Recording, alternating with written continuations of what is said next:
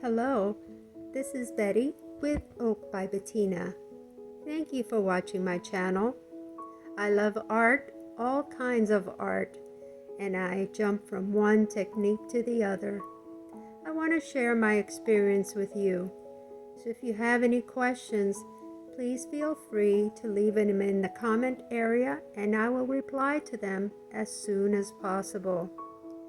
Don't forget to hit the share button, the notification button, to send me any comments you might have. And if you like what you see, give me a thumbs up. Now, let's enjoy this new creation that I have made for you. Here we go. Hey there, I hope you're all having a wonderful day today. I am using one of the frames that I have made here at home with some scrap wood, and I've taken a piece of paper and outlined the inside of the frame. And the reason I'm doing that is so that I can draw out what I want my glass to look like today. So here I will be drawing my piece that I will be cutting out with some glass and adding crushed glass, some sea glass, and some fire glass, and any other pebbles. I might use some sand, I might use some shells. I usually have an idea in my head, but I try not to plan it out because every time I do, it never comes out the way I want it. So I just go with an idea and work from there. As I continue to work on my drawing, I just want to let you know that this is part of the Wet and Wild collaboration, and it's hosted by Casey from CVW Artistry. Before me, you should have seen Taz from Tazlima Maya Art, a wonderful artist, amazing friend. And after me is our lovely Laura from Laura Design Studio. Please go back and watch Taz if you have not done so. And after me, please watch Laura. In my description area, you will find a link for the playlist of all the artists in this collaboration today. And if you would like to be part of this Wet and Wild collaboration, I have also placed a link to Discord. Please get in touch with our lovely Casey from CVW Artistry and let her know you would like to join. Now here I am placing my glass on top of my drawing, and the first thing I am going to do is cut out the largest piece by just going straight up and removing the large piece of the glass that I will be using. This makes it very simple to just work with the smaller part of, or I should say the larger part of the design in a smaller piece. So I remove the extra parts of the piece that I will be cutting out in smaller pieces, and this makes it a lot easier to work.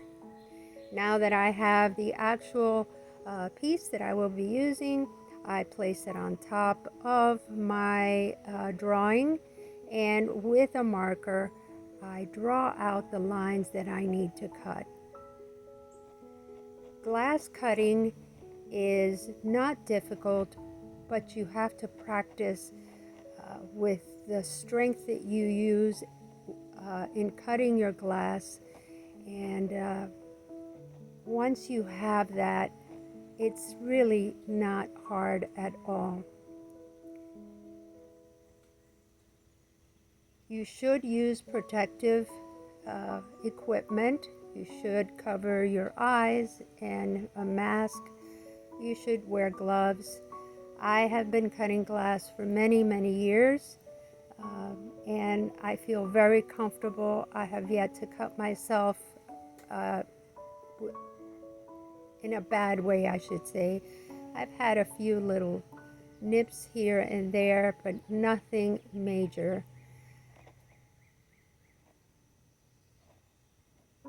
Here I am making sure that everything is right, making my lines. And the whole thing about cutting is that you have to go from big to small, cutting the big, large pieces out first and working your way down to the smaller pieces. If you do it the other way around, it will be very hard, but it has been done. But I'd like to make it easier on me. So here I am done with my pieces. And now I am going to put them down to make sure that I have what I want. I arrange them on that paper drawing again and again until I am happy with what I have cut out.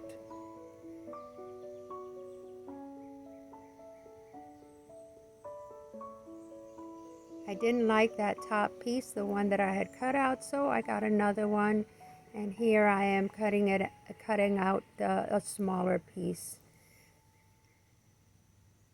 And now I'm happy. Now I'm going to do the top, and I'm looking for something that I can use that's already cut, but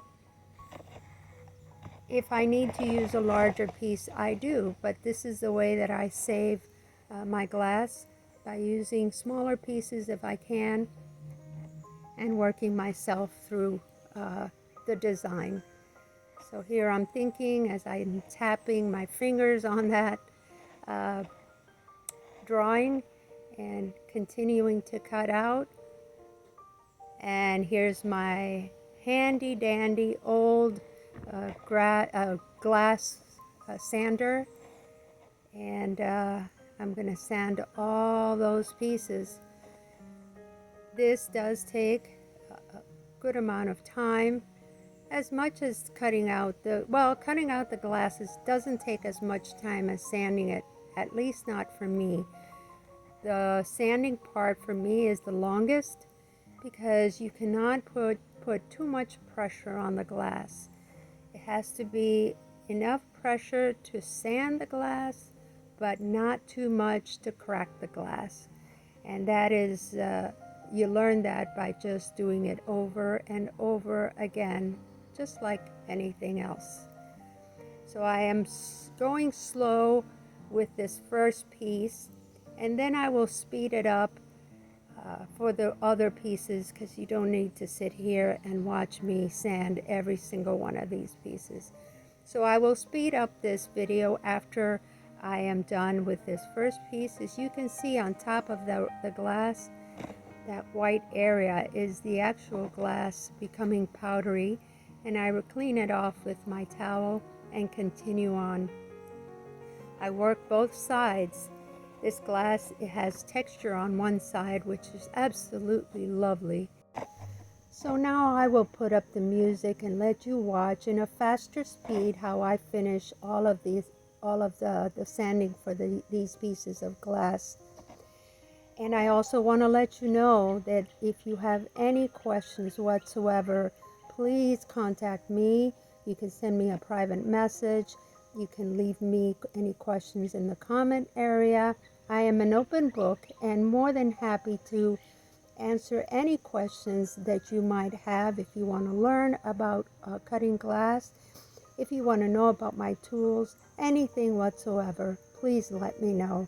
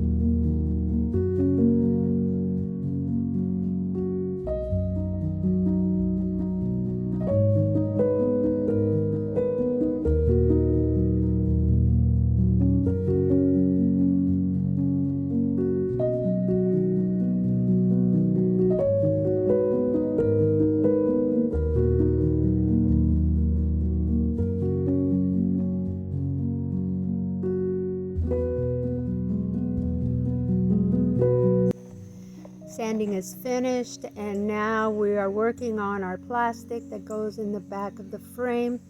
I'm using this plastic as or in place of a glass piece. I find it easier, safer, and more economical to use this plastic, and it looks just perfect when everything is done. This time I am adding more staples to the plastic to make it tighter. So once I am done doing that, I will turn this frame around and we get started with filling it in the inside, which is my favorite part. Of course, before the glass, I have to put down the hot glue and make sure that all of the inside of the frame is completely sealed so the resin does not leak. Now you can use hot glue, you can use adhesive of some other kind. It's just easier for me to use this hot glue. But I am thinking of trying other adhesive to see if it will work as well as the hot glue. As always, the tip of the gun is very hot, so you cannot touch the plastic. If you do, it'll make a hole. You have to stay away from the plastic about 1/4 of an inch and work yourself around all the frame. Make sure that every single little place is covered. I've also noticed that using another frame underneath and tilting the frame that you're adding the glue to stabilizes it or makes it easier to add the glue and doesn't allow the glue to spread more than it has to on the back side. So this is something new that I'm doing now, adding another frame on the bottom to help the glue settle until it dries. Here I'm checking that every part of that glue has sealed the frame. And here comes my favorite part, which is adding the design. So I'm going to put up the music up again and let you watch this part.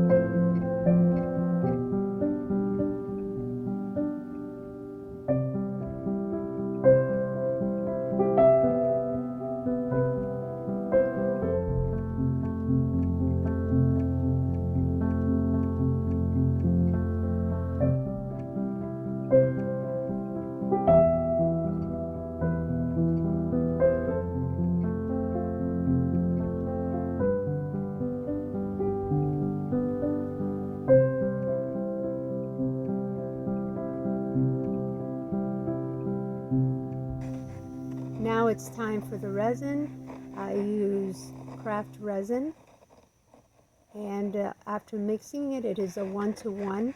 I make sure that I cover all the ends, all the sides of the frame first, as the resin will move towards the middle. Once I am done doing all the sides, then I add the rest of my resin to the rest of the frame. Just want to let you know that I am using 2 color greens, a darker green and a lighter green crushed glass. The blue is two-tone as well. One is crushed glass, which is the darker one, and the lighter blue is a fire glass. And the rest of the clear glass is clear fire glass and some light green, which you really can't tell that it's light green because it's so pale, but it's so beautiful. I make several adjustments, adding pieces of glass here and there where I feel it's necessary. I do heat up my resin and make sure that it moves all around. And like I've said before, if you add any glass or any stones after the resin is down, you have to make sure that it's touching the resin. Otherwise, it will not stick to the resin, and the next day it will just fall out. So once I finish making all my adjustments, I turn everything around, make sure all my corners are covered. I let it sit for 24 hours. And I hope that you are really enjoying these videos. Let me know in the comments, guys. Have a wonderful day, morning, or evening, and I will let you watch the rest of this video. Take care, and don't forget to tune in to Laura's Design Studio, which is up next at 11:30.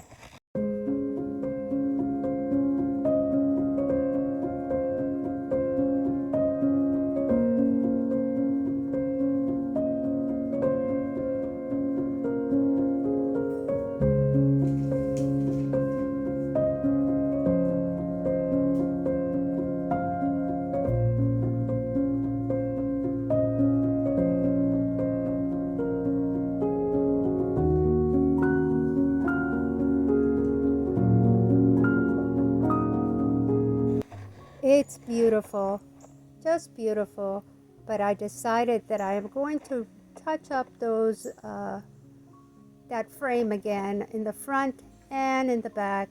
Just give it a little bit of a cleaner look, but other than that, I love it. I hope you do too. Take care, everyone.